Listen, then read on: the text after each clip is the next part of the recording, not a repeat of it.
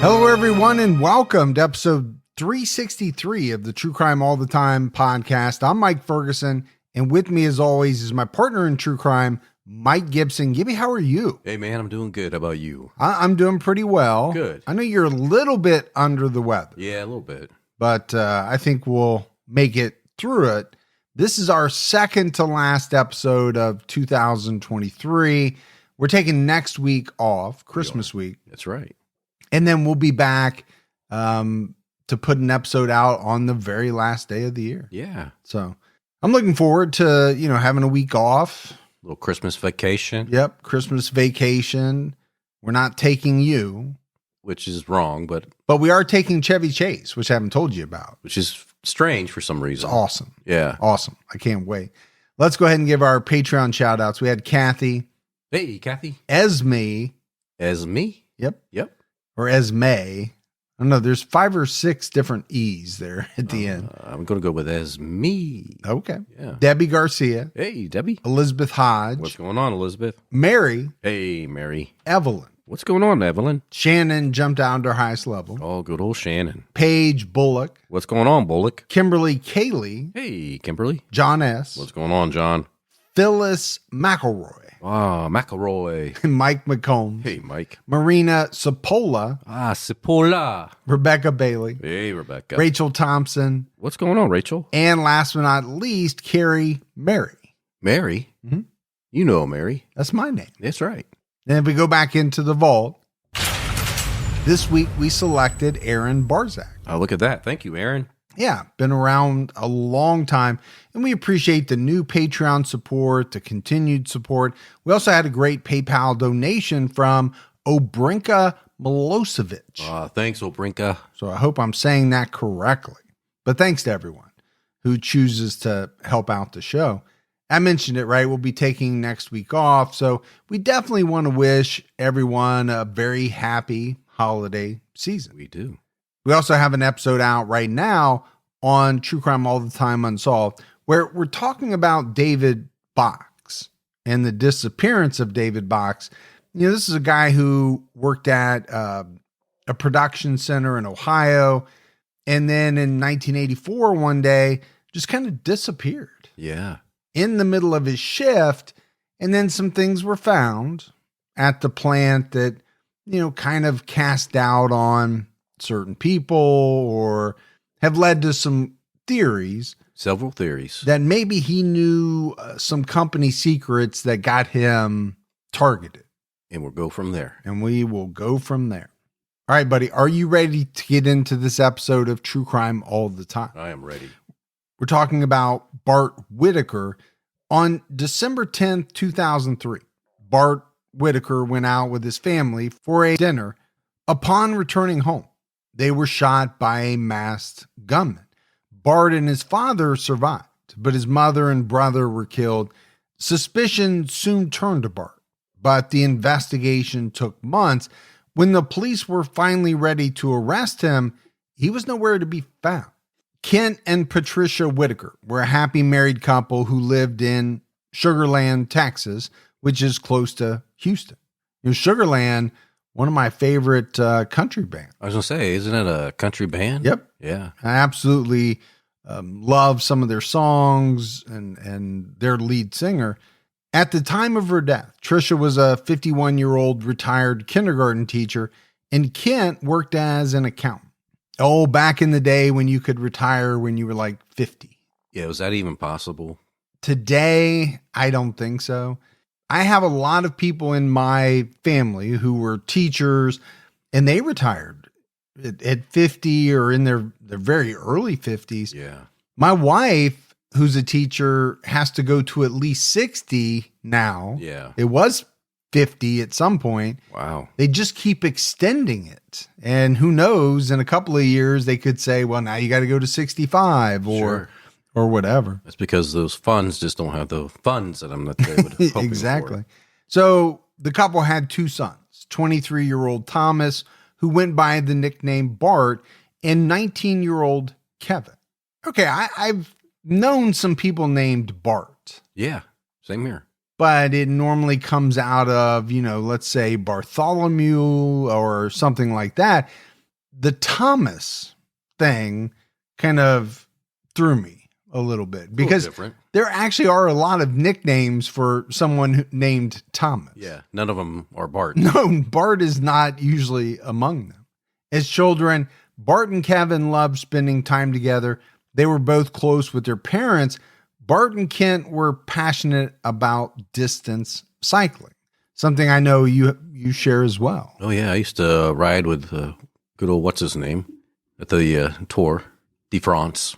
You notice how I'm not offering up the name that Yeah. I believe you're thinking of. Yeah. And it's on purpose because I'm just going to leave you dangling Just hanging there. until you come up with the name or a name.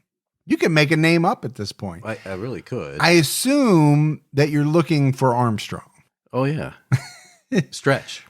Stretch Armstrong. Yeah. I myself have never been into distance cycling or really anything with the word distance in it. No, you have Distance not. running, distance walking, distance swimming. None of that. None of it. No, it doesn't add up for you. And really take the distance out. And I'm not into to much of that either. You know what? You could leave distance in if distance sitting. Is that possible? I don't think so because you're not traveling anywhere. Oh, yeah.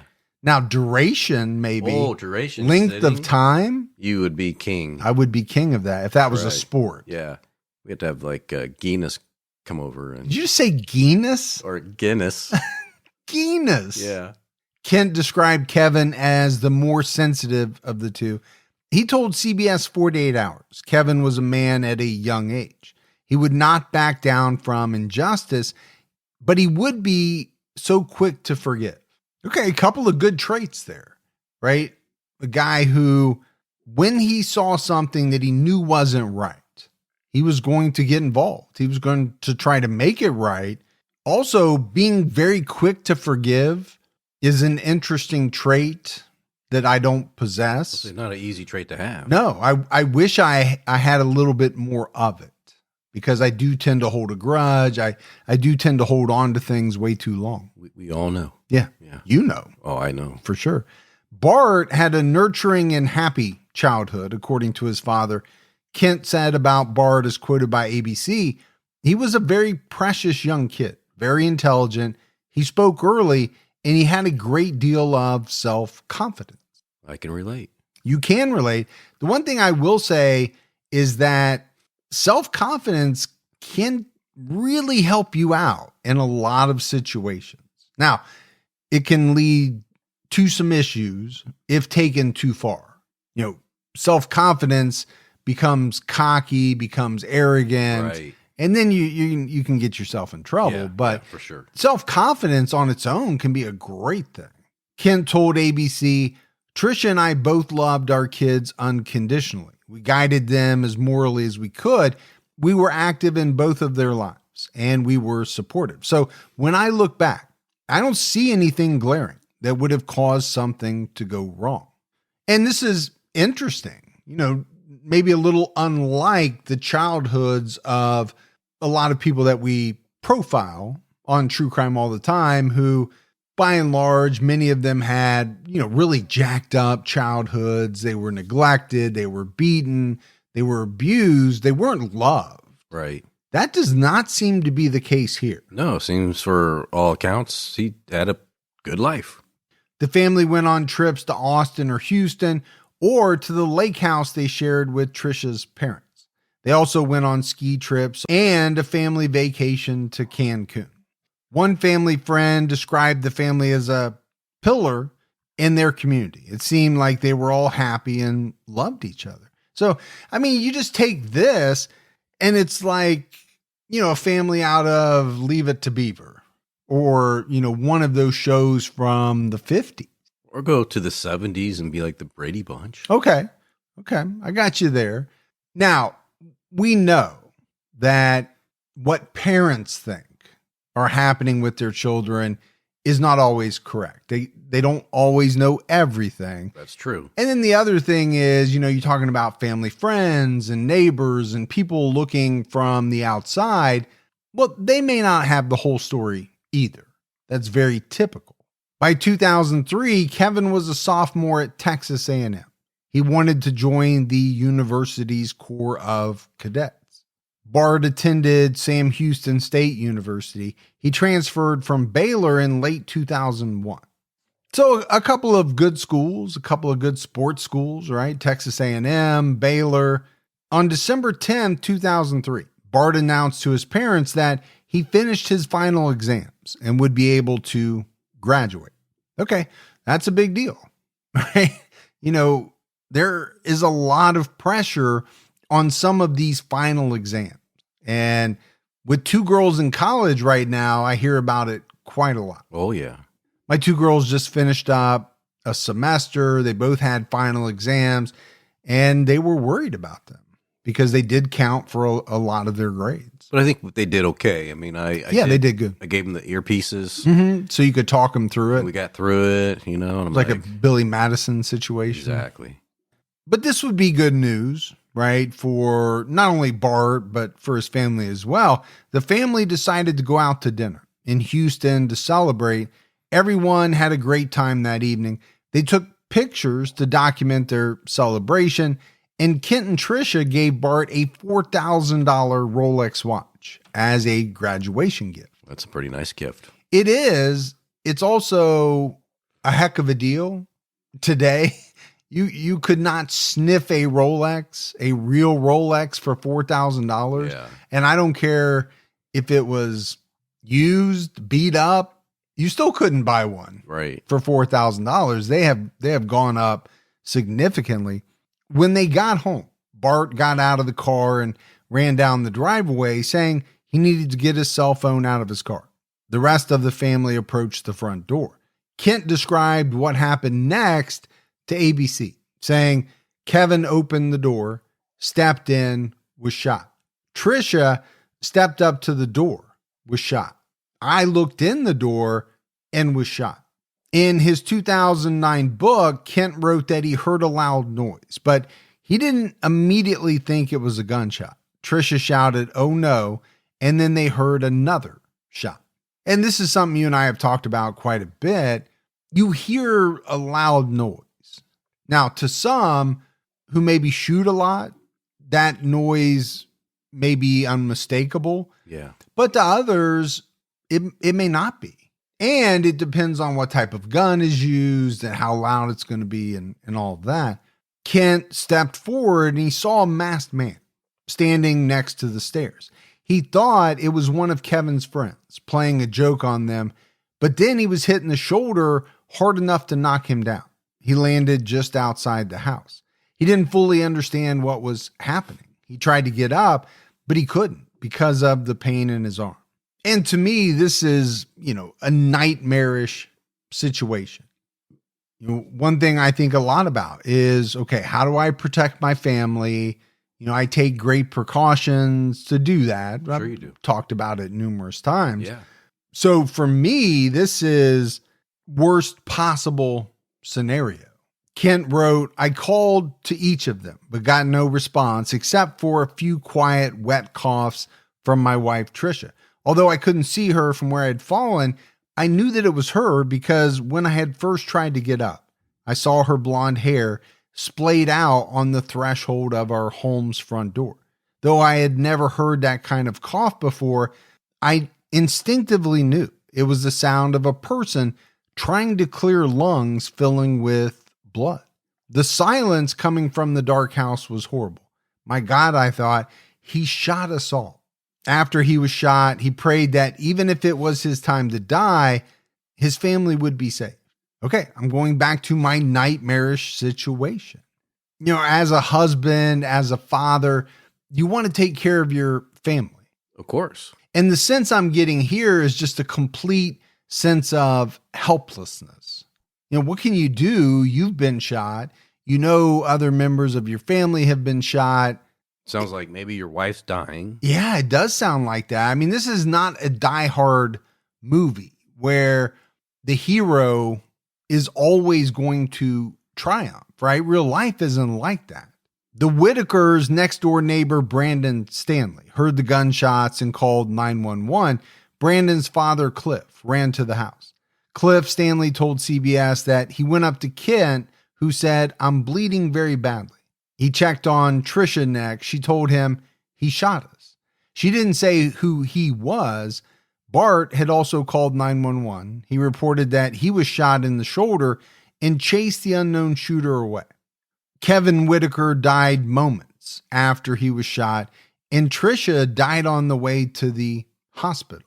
Kent was taken to the ICU, and Bart sustained non-life-threatening injuries. So we talked about, what was a bad situation. Now 2 of the family members have died. Yeah.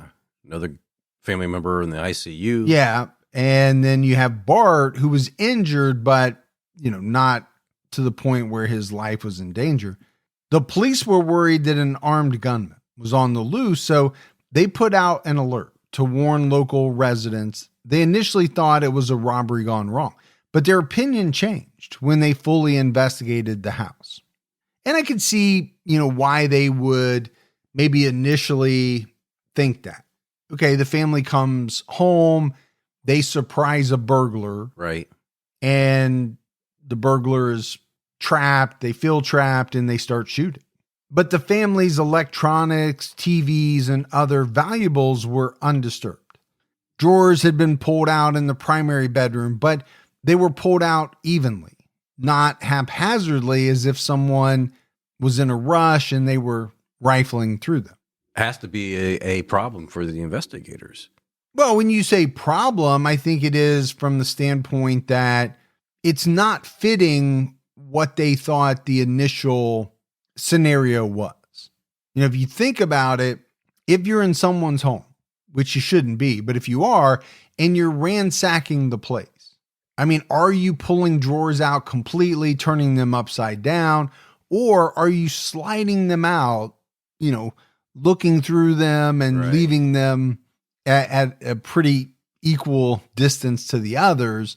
Is it possible? Yeah. Does it seem likely? No. And I think for investigators, they go back to years and years of crime scenes that they've looked at, robberies they've probably seen, and they start to think something doesn't look right here. The murder weapon was found in the kitchen. It was one of the family's guns. The gun safe in one of the upstairs bedrooms had been pried open.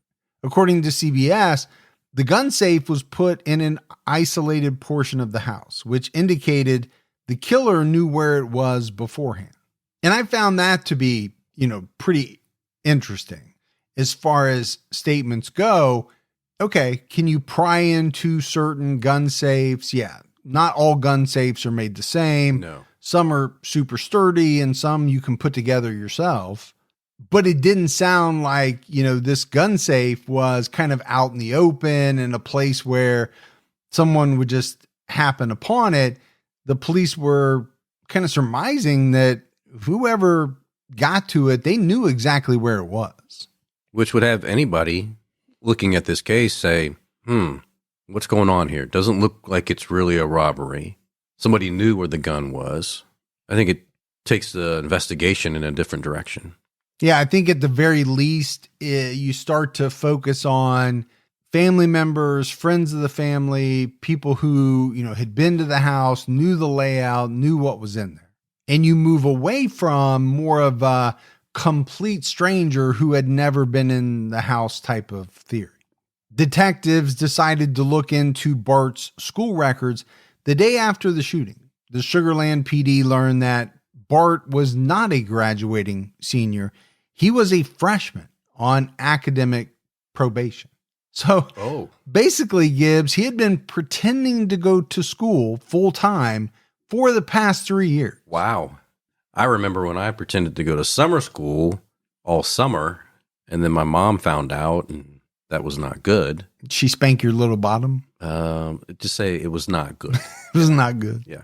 Now, I can tell you right now, if I found out that I had been paying for 3 years of college that one of my daughters was not attending, then what is going to hit the fan. And it sounded to me as though the family was paying for his education. They had some money. They gave him a $4,000 Rolex. So I'm just kind of making that assumption. But if they were paying for it, where was the money going? You know, were they giving it to Bart, who was then saying, okay, yeah, I paid my tuition. Right. But he really didn't because he wasn't going. You know, I had friends that would take the money, sign up for the classes, and then there was a period of time where I guess you can withdraw. Mm-hmm. And then they would take the money back. Yeah. And they would use it for other things. Sure. And then their parents didn't know. Well, I think their parents probably eventually found out, but. Well, you just said I guess you could withdraw. Yeah. I would have thought you would have known all that given, you know, how much higher education you have under your belt. But it seemed like you were unsure how some of that worked. Maybe. A Sam Houston State University spokesman later said that Bart took classes in the criminal justice program through spring 2003, but he was still a freshman based on his credit. So, you know, that tells me either you're failing a lot of classes, you're not scheduling, you know, much of a workload, you're not taking many classes, or you're just not taking any for certain periods of time. I'm taking a class a quarter. It's going to take you a long time. It is going to take you a long time. According to Oxygen, the police thought it was coincidental that the shooting occurred after the Whitakers got home from celebrating Bart's fake graduation. Detective Marshall Slott, the lead investigator, asked Bart why he lied.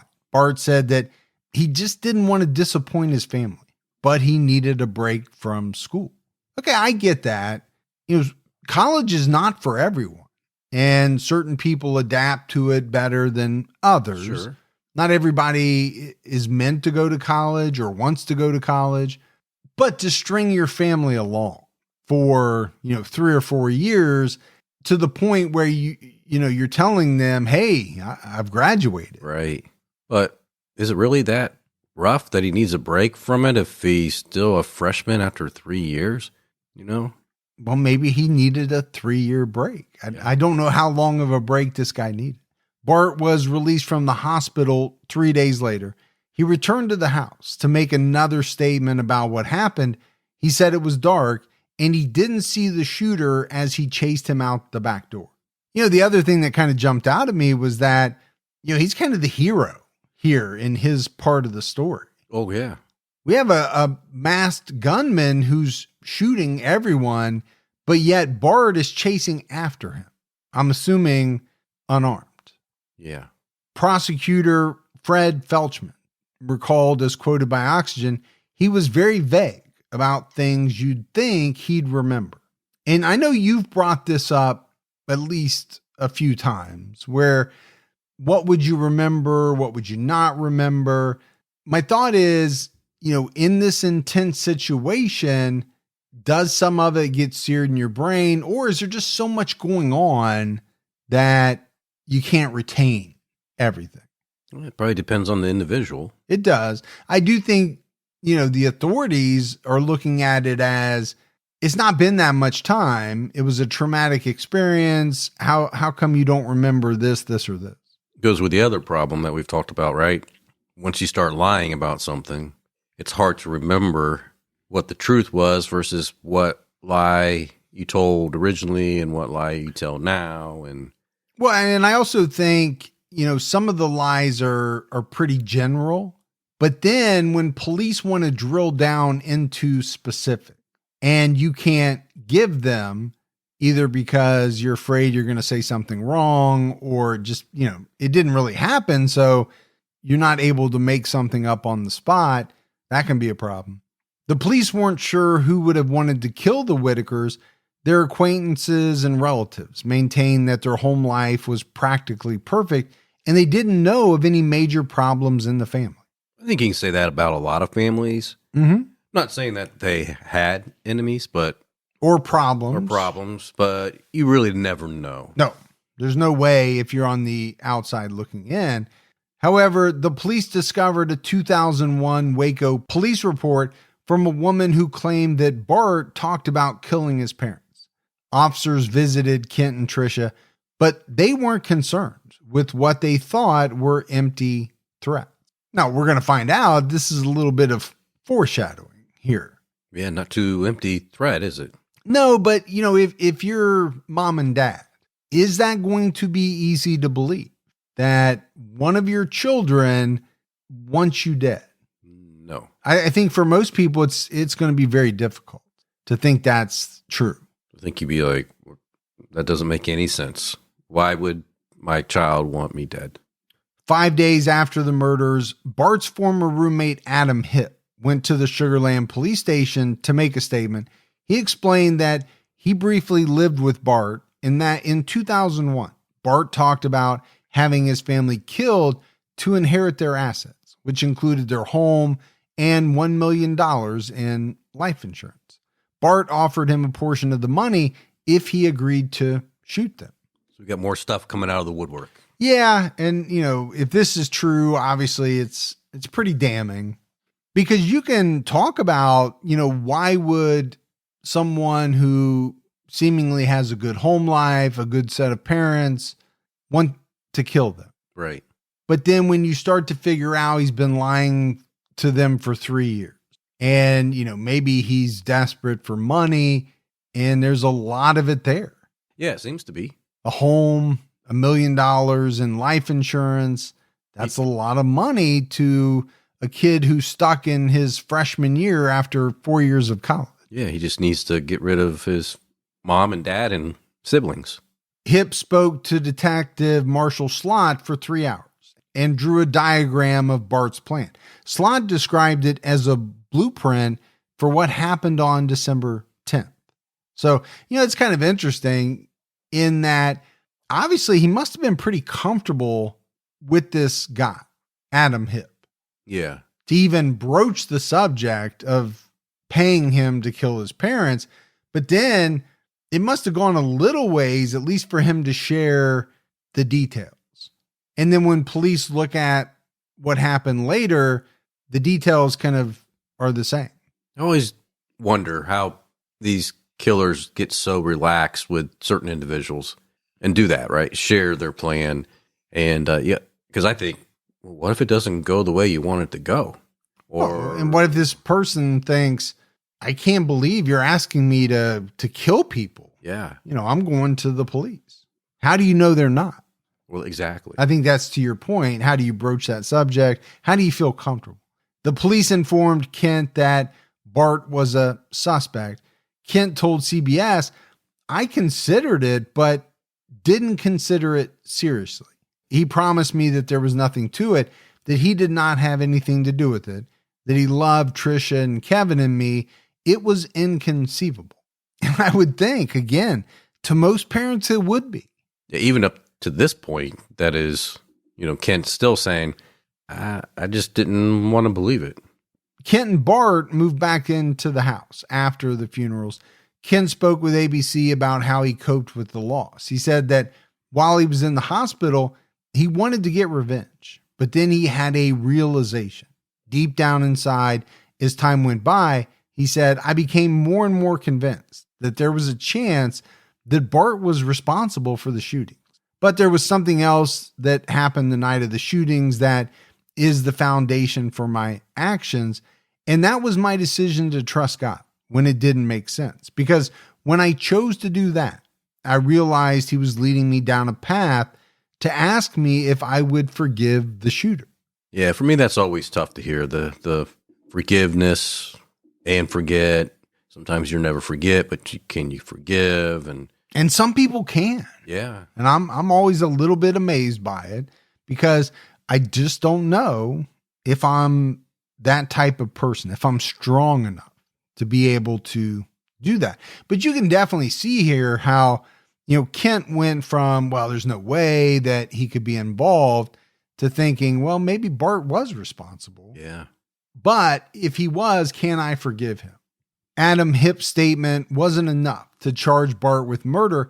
Hipp allowed the police to record his phone calls, but Bart didn't admit to being involved in the shooting. The name Chris Brashear, a former roommate of Bart's, was brought up during their conversation. Chris worked at a country club with Bart months before the murders. When questioned, Brashear said he was at Hooters on December 10th with his roommate, Stephen Champagne, and Steve's girlfriend. Steve, who was a former Marine, had also worked at the country club with Bart.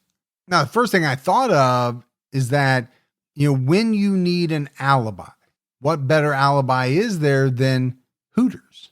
Just seems natural. Hooters? Hooters. What's that? What is Hooters? Yeah. They don't have any around here anymore, but I know when they did that you were there quite a bit. Is that a place where you get chicken wings or something? Yeah. Yeah. Yeah. That's all they're known for. Chicken wings.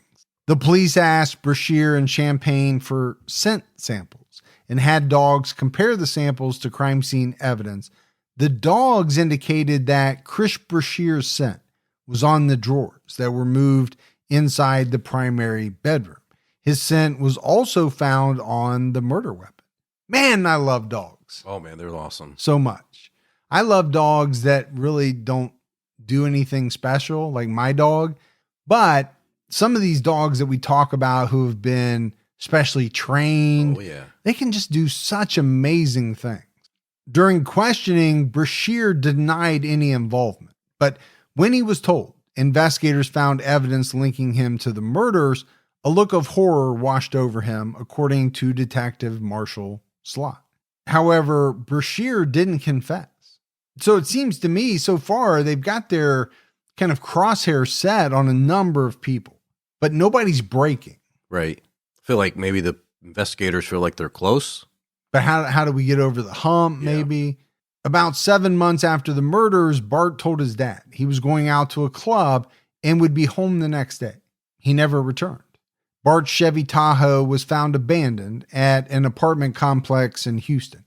The police believed he stole cash from the house to help him flee. Crime Stoppers issued a $10,000 reward for information. And I don't know, Gibbs, what else you could think at this point if you're Kent. Yeah. You had some suspicions. Did he feel safe when he was staying there with Bart? For those 7 months? Yeah. Because if you had a suspicion that your child tried to knock everyone off for insurance monies, I don't know that I'm going to be sleeping with both eyes closed. I don't know if I'd be sleeping at all. But then I think once he takes off, okay, what does that mean? Are you worried because your son is missing and you're not sure why? Or are you thinking that it has something to do with the murders and his involvement? It took months before there was major progress in the investigation, but the police continued pushing Bart's friends for answers. Steve Champagne went to the police in August 2005.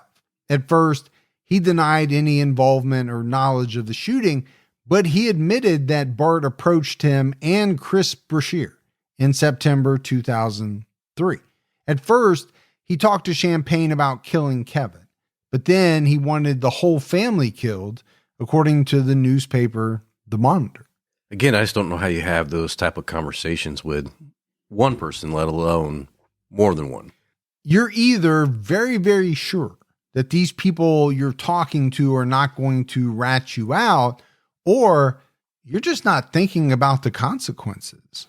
And what kind of people are you hanging out with if you feel like you can ask several of them, hey, thinking about killing the family, want to be involved, want to help out, I'll give you a couple grand or whatever.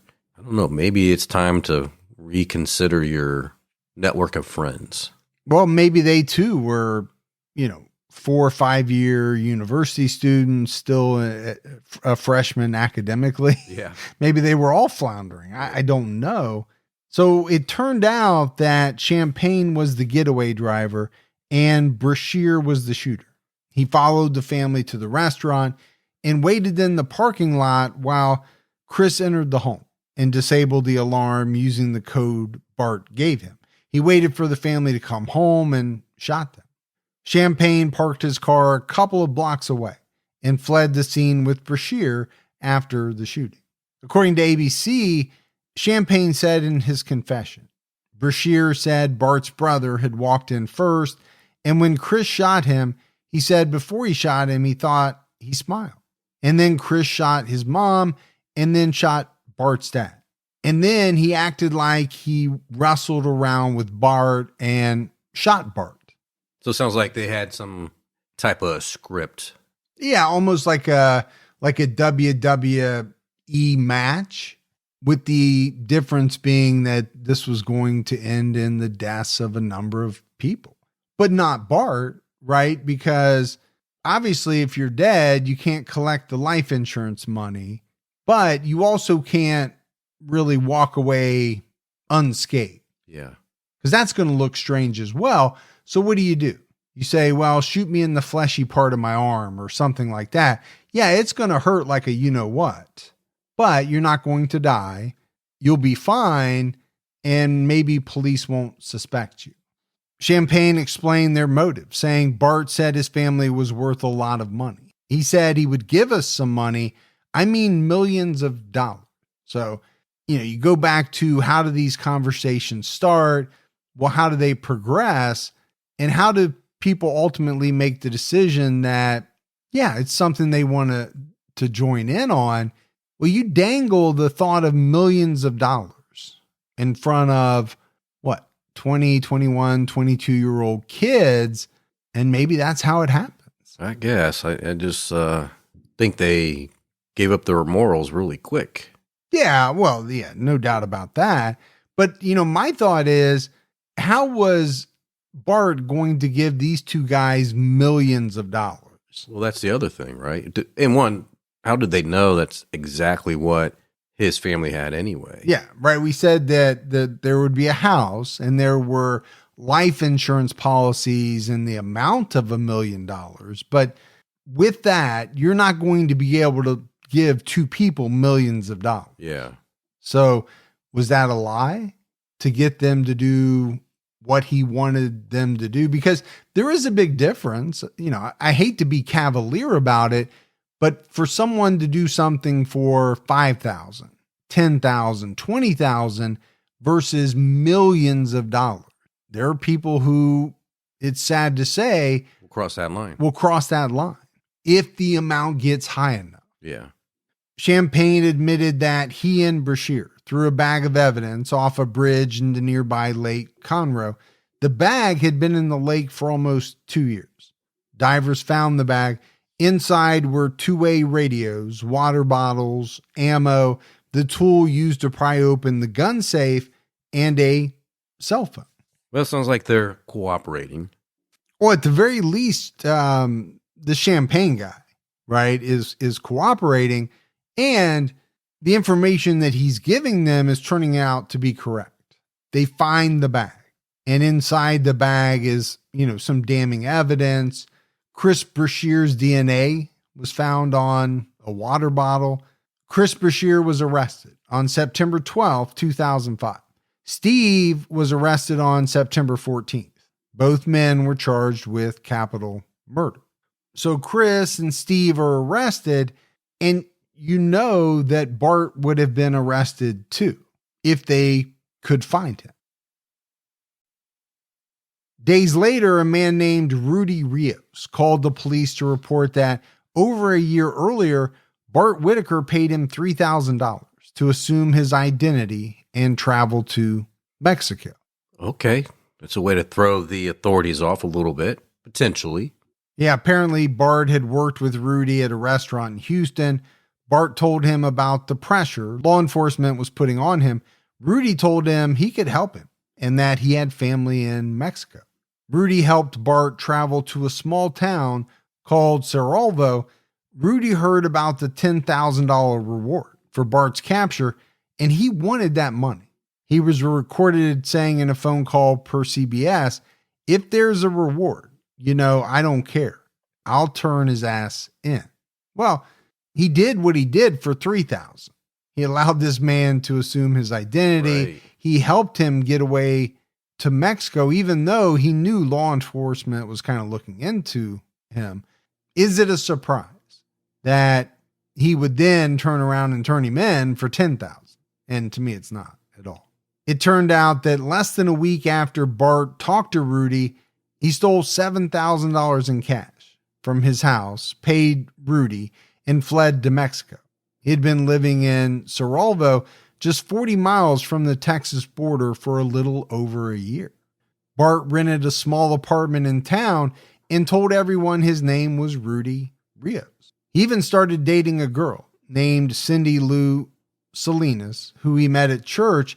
Cindy told 48 Hours, "I don't know. I found him very interesting. He just had something nobody had." Maybe she saw a little bit of the frog demon. Maybe she did. And had never seen that in someone else. I don't know. Cindy's father, Homero Salinas, gave Bart a job at his furniture store. He said Bart was a good worker and that he held him in high esteem. Bart became friends with Cindy's brother, Ubaldo. He told him that he was in the military and that the scar on his shoulder happened when he was shot in Afghanistan. He claimed that most of his group were killed in a surprise attack. He shot at one person, but was then shot in the shoulder, which is how he got the scar. He said that he went AWOL after the shooting. So, he's got a lot of lies. Yeah, here. he's good at making up stories. Yeah, and you almost have to be, right, to go on the run, to stay on the run, to keep people from getting suspicious and kind of turning you in. You need to be a master manipulator, liar, all of that. As long as you can remember what you're telling them. Bart became close with the Salinas family. He told them he grew up as an only child and that his mother never loved him. The Mexican authorities helped U.S. law enforcement find him. Bart was finally arrested in late September 2005 and charged with capital murder. Bart was extradited to the U.S. on September 24th. Kent told CBS that the first time he saw Bart after his arrest, he said, "Dad, I'm just so sorry. I'm so sorry for all of it. It's all my fault." Of course it is. Yeah. I mean, there's no doubt it is. But, if you're Kent, what are you doing with this information? I think it's a little late for sorry, but if Kent wanted to find forgiveness, maybe this is helping that out. I just think it would be extremely tough. I mean, he's still your son, but he's also admitting to the fact that, he played this major role in the death of your wife and your other son. On October 3rd, 2005, Bart Whitaker, Chris Brashear, and Steve Champagne were indicted for capital murder. Bart's trial started on March 3rd, 2007. He offered to plead guilty in exchange for 2 life sentences, but prosecutors rejected the deal because they felt he wasn't remorseful. They chose to pursue the death penalty. Wow. Pretty strong statement. It is. I mean, when you think you can get a guaranteed 2 life sentences. Now, I don't know if those were life sentences without the possibility of parole, and all of that would be important information. I don't have it. But for them to say, you know what, you don't seem remorseful at all, and we are going after you. Yeah. The prosecution argued that Bart was the mastermind behind the shooting and that his motive was greed. And it's hard to think that those 2 things aren't true. You have these statements from these other people who were involved, essentially admitting their role, admitting Bart's role, and the money that was to come out of it. Now, Bart's defense conceded that he was guilty, but they asked the jury to spare his life. So it sounds to me like, going into this, Bart and his defense team knew that he wasn't getting, acquitted of these charges. Right. He was going to be found guilty, so much so that he offered to plead guilty, right up front in exchange for 2 life sentences. And then, when it came to his defense, they couldn't really, I guess, mount a defense around the fact that he wasn't guilty.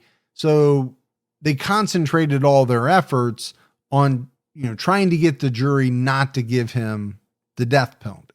Steve Champagne testified against Bart. As mentioned, Bart approached Steve and Chris about 2 months before the murders and offered them part of a $1 million insurance policy if they agreed to help kill his family. He was the getaway driver, and Bashir waited inside the house to kill the family. That night, Bashir got into the car and confirmed that he shot the entire family. So now, they're saying, okay, he's going to get $1 million, of which he's going to share some of that with them, with us. But earlier on, he had talked about getting millions of dollars. So this does make a little bit more sense because, like I said, where was he going to get millions of dollars? Right. Now, we do know that there were life insurance policies totaling $1 million. So if he's saying you're going to get part of that, then that would make sense. Defense attorney Randy McDonald asked Champagne, as quoted by CBS, and it really didn't bother you that 3 other human beings would be killed so you could have a better lifestyle. Steve responded by saying, the way I looked at it was that they weren't human. Okay, that's scary. Yeah, it's really scary. I mean, it was scary that he even agreed to take part in this and then, carried it out. But to say that he didn't look at these people as human. Okay, what does that mean? If somebody can do something like that, then what's stopping them from doing it again? Well, I think that's a great point. And it also might give some insight into how he was able to do what he did, right? He wasn't viewing these people as human beings, maybe objects or, whatever. I'm not sure exactly what he's talking about.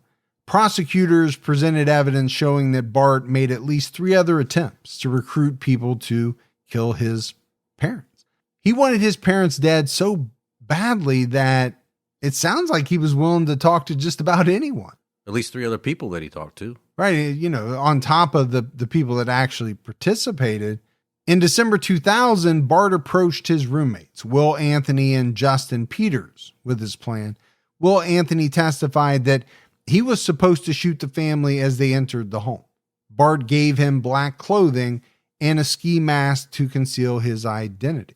Justin Peters and Will Anthony went to the home to commit the murders. Will Anthony opened a back window and set off an alarm, so they fled and never went through with it. Is it just me? I mean, what's going on? That there's so many people willing to do this.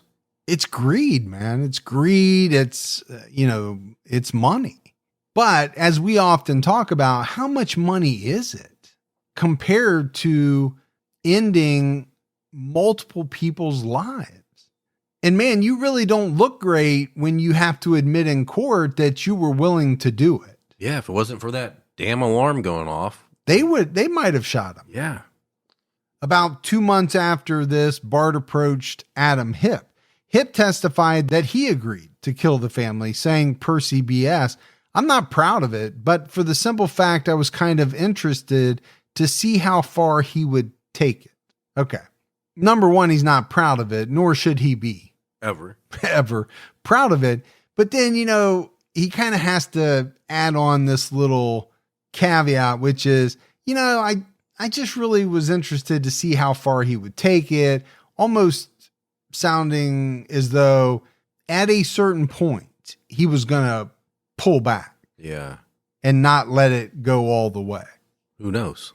Well, you still look like a jackass. Sure you do. For even agreeing and considering it and trying to attempt it.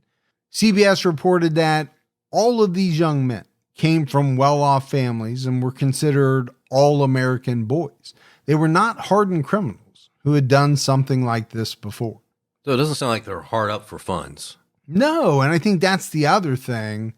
Number one, these weren't, guys with long rap sheets, right? Who had been doing bad things for years and years and years.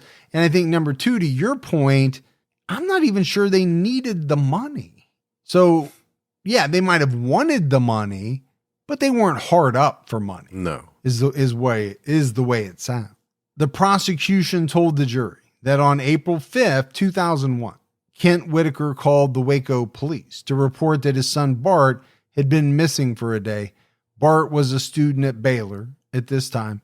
The police looked into it and spoke to an acquaintance who overheard him say he was going to Houston to kill his father. Bart left with another man who was going to try to talk him out of it. The informant was Bart's friend, Jennifer Jaffet. She asked Bart if he was serious about it. He hugged her and told her everything would be okay. Jennifer called the police, which is what you should do when someone starts talking about a plan to kill their father or their family. Anyone. But I do keep going back, Gibbs, to it's like this guy was telling everyone. Yeah.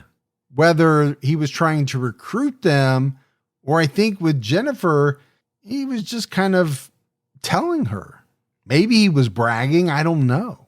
Now I'm kind of getting a sense why he probably didn't finish college. I don't think he was bright enough. But he did a lot of things that, don't scream Stephen Hawking. Right. Let's put it that way. The Waco police called the Sugarland police, who notified Kent and Tricia. Kent told CBS that he and Tricia thought there's no way. Bart was found the next day in Austin. He said the informant misunderstood him, and he was actually talking about a TV movie about the Menendez brothers. Well, you got to come up with something. Oh, yeah. And I think he had a way to convince his mom and dad, that's not anything I was trying to do. I would never do that. Right. And is it that hard to convince parents?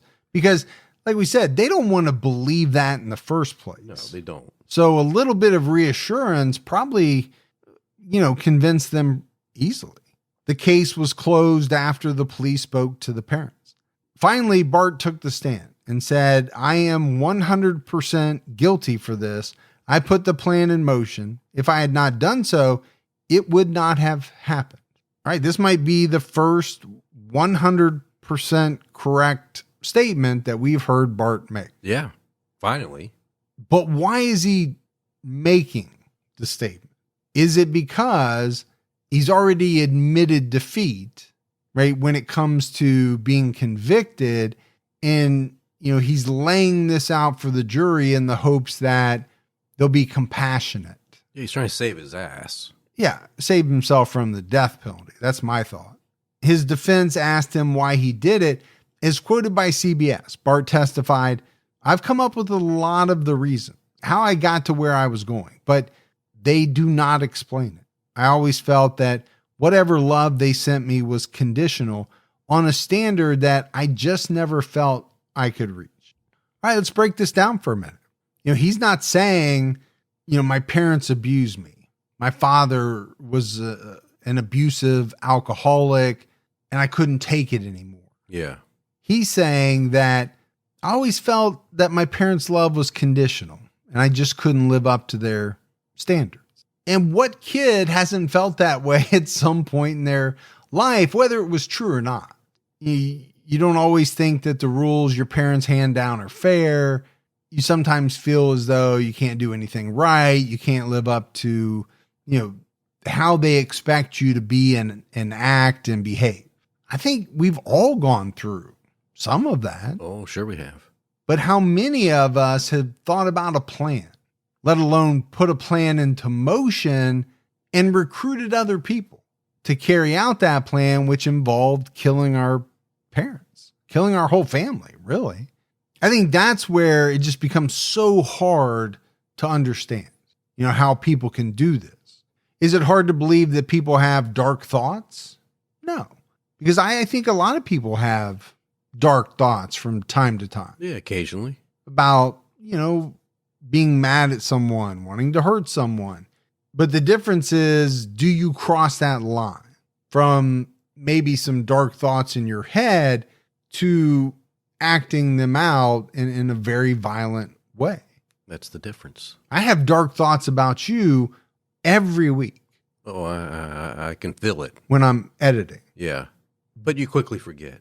And I make the decision that, no, I can't act on these thoughts. Because, deep down, I love Gibby. He's my guy. And yes, he drives me up the wall, but I shouldn't hurt him. And he also has this crazy set of skills. But that's true too. Is that part of it? Maybe. Bart's defense attorney asked him if he would hurt anyone else. Bart answered no. The only people I've ever hated, and I know it was not for the right reasons, but the only people I ever hated were my parents and my brother. Such a strong word. Yeah. He hated his parents and his brother to the point where he decided murdering them or having them killed would be his best option. Bart was convicted of capital murder on March 5th, 2007. On March 8th, the jury voted for the death penalty. So, I mean, you can see, and it makes sense why early on he would have tried to plead guilty in exchange for a couple of life sentences, but it didn't happen. And he got death. Jury's not going to hear it. No. On September 19th, 2007, Chris Brashear pleaded guilty to murder and received a life sentence. Stephen Champagne was sentenced to 15 years. So Chris apparently was allowed to plead guilty and, received a life sentence. The trigger guy. He was the actual trigger man. But I think the way that most people look at it is that Bart, as the mastermind, put everything in motion. So without Bart, none of it happens. It's true. After Bart's conviction, Kent Whitaker pushed to have his sentence changed to life in prison. Both Kent and Bart said he was a changed man, that he was remorseful and took responsibility for his actions. Well, we know that Kent wanted to forgive. He did. So this is probably part of that action. In 2009, Kent published his book, Murder by Family, the incredible true story of a son's treachery and a father's forgiveness. That year, he and Bart did interviews with ABC's 2020. Bart once again admitted responsibility, saying, "I wanted them dead. It was my idea."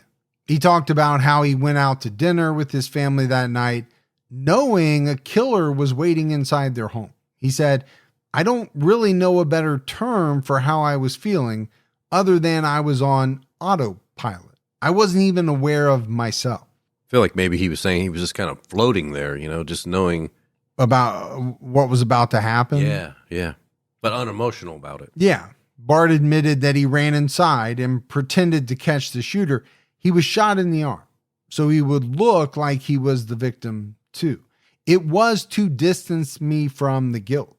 But also, I think on an internal level, it was me realizing that there was no way that I could come out of this physically unscathed. And we talked about that, right? What are the chances that, 3 members of your family are shot, 2 of them are killed, and you're not even wounded? Probably not that great. So during the planning process, there was part of the plan where he would be shot, but in a location that would not be life-threatening. I still don't know how someone comes to the idea that they're going to chase down this cold-blooded killer who's armed. Right. With nothing. Bart told ABC about his escape to Mexico, saying, "I was desperate and I grabbed that stick that was floating my way instead of drowning." Bart continued appealing his case over the following years.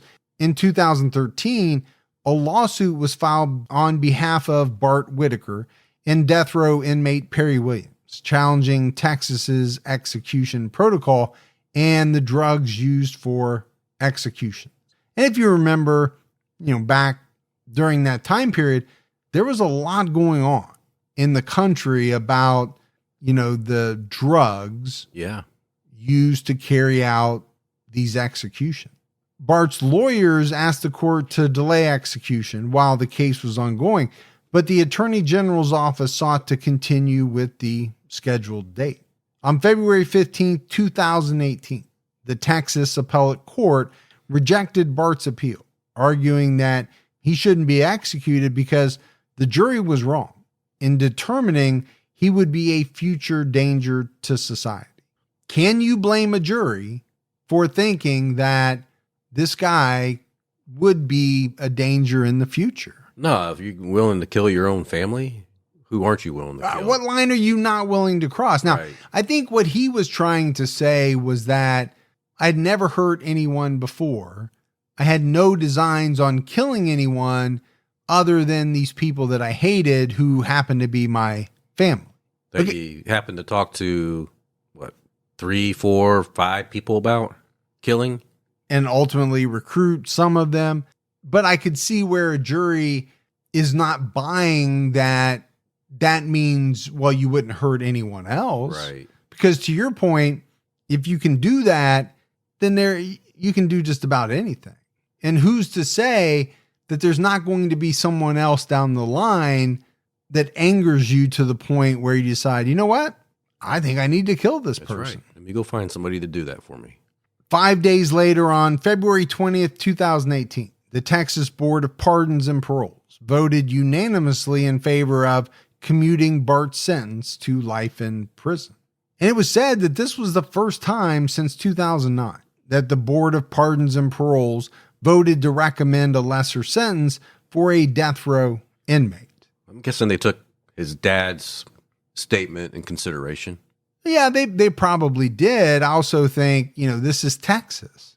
Once you're sentenced to death and a jury makes that determination, it sounds to me like the Board of Pardons and Paroles, they don't overturn that very often. Kent Whitaker spoke at a press conference before the vote was announced and said, per the Texas Tribune, victims' rights should mean something in the state, even when the victim is asking for mercy and not vengeance. Okay, I get what he's saying. He's the victim. He is. Should he have some say, or at least should his opinion and his thoughts carry a lot of weight when it comes to, what should happen to the perpetrator of the crime against him and his family? I think it should all be taken into consideration. Yeah, I think it's a part of the process. Yeah, and I think to your point, they must have taken what he had to say pretty seriously. Keith Hampton, Bart's lawyer, asked the board to listen to Kent Whitaker because he was the one who was affected the most by the crime. And that was absolutely true. Bart was scheduled to be executed at 6 p.m. on February 22nd, 2018. Texas Governor Greg Abbott commuted his sentence to life in prison less than an hour before he was supposed to die. That's cutting it close. And I always wonder, how those days go. How tough is it to wake up that morning and know that in X number of hours you're going to die? Yeah. And then 1 hour before you're scheduled to die, you find out that you're not going to. I mean, you want to talk about a roller coaster. What if they can hear the phone ringing and it's like, yes. And they're like, oh, wrong number. Okay.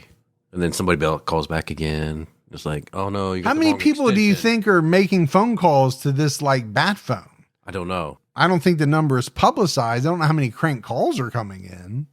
Governor Abbott said in his statement, in just over 3 years as governor, I have allowed 30 executions. I have not granted a commutation of a death sentence until now. The murders of Mr. Whitaker's mother and brother are reprehensible. The crime deserves severe punishment for the criminals who killed them. The recommendation of the Texas Board of Pardons and Paroles and my action on it ensures Mr. Whitaker will never be released from prison. 30 executions. That's a lot. It is a lot. He went on to say the person who fired the gun that killed the victims did not receive the death penalty, but Mr. Whitaker, who did not fire the gun, did get the death penalty. That factor alone may not warrant commutation for someone like Mr. Whitaker, who recruited others to commit murder. Additional factors make the decision more complex. Mr. Whitaker's father, who survived the attempt on his life, passionately opposes the execution of his son. His father insists that he would be victimized again if the state put to death his last remaining immediate family member. So I get all of that. And it does sound as though everyone involved in the process really took Kent's wishes to heart while they were, deciding what was best. As they should, in a sense. Yeah. And I really don't have a problem with it at all. If you're telling me that it is guaranteed that Bart Whitaker is going to spend the rest of his life in jail, he has no chance to get out, I'm okay with that. Yeah, me too. Kent Whitaker told 2020 about the decision, "I love him. He's my son. I don't want to see him executed at the hands of Texas in the name of justice when there's a better justice available." According to Kent, prison guards said Bart was never a threat and was actually an asset. Death row inmates said that Bart encouraged them to better themselves. Okay, that may all be true. I don't really care about it. Right. Is it nice that someone, does well in prison, is a model inmate? Yeah. As opposed to shivving people and doing all kinds of bad things. Yeah, I guess it's better that way. It doesn't change what they did. No, they're still there for a reason. Kent also told ABC that Bart learned Spanish in prison and was teaching inmates English. Bart had changed and worked on himself. He's tried to find out what went wrong in his mind. Kent noted, "There's a mental illness issue here that we still don't understand." Well, hopefully in prison he'll find people that can help him. I don't know if they offer that in prison. You would hope that they do.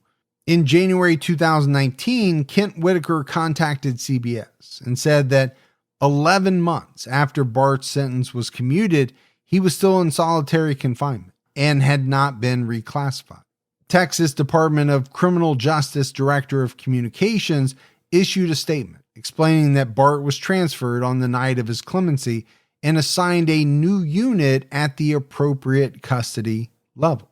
So they have their own custody levels that they believe the inmate should be in, right? Based on why they're there. So I'm guessing at this time, meaning at that time, they felt that solitary confinement was the best for the prison. Yeah, if that's what he was in. I mean, this person is not even confirming that that's where he was. He's just saying that, he was assigned to the appropriate custody level. In 2019, NBC affiliate KPRC reported that Bart managed to publish a book online, despite the fact that he had no internet access or computer. Well, that's kind of a feat, to be honest with you. Kind of tough to do, but he did it anyway. The book is titled, "Who Fears Hell Runs Toward It? On the Christian Metaphysical Foundations of the American Penitentiary and the Missing Image of Resistance in Foucault's Discipline and Punish." It's a very long title. It's way too long. Yeah, you're going to lose people on that title. Yeah, I think if I was this guy's editor, my first recommendation would be to pare down the title. It needs to be a little more catchy and it needs to make a little more sense. You got to draw people in if you want them to read it. Andy Cahan, the director of victim services and advocacy at Crime Stoppers, found that the book was being sold on Amazon. He said that the book was murderabilia, which is tangible items like art, autographs, letters, books, etc., produced by high-profile killers. Cahan said that mail is the most common way inmates send out items for publication. So my thought is he must have written all of this down, mailed it out to someone who then published it on Amazon. Well, I have several books out on Amazon. No, I was not aware of that, actually. I'm surprised you don't publicize them more to get people out there buying them.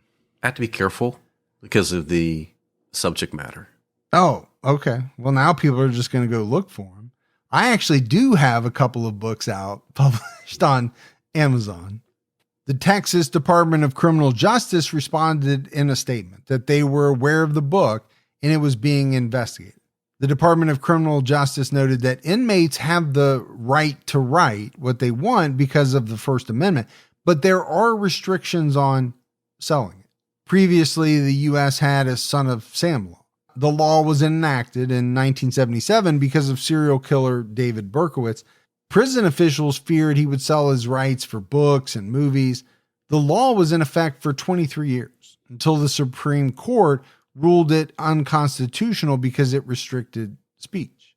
If you search the book title on Amazon, there is one search result. The author is Thomas Bartlett Whitaker, MA, and you can order a used paperback copy for $38.84.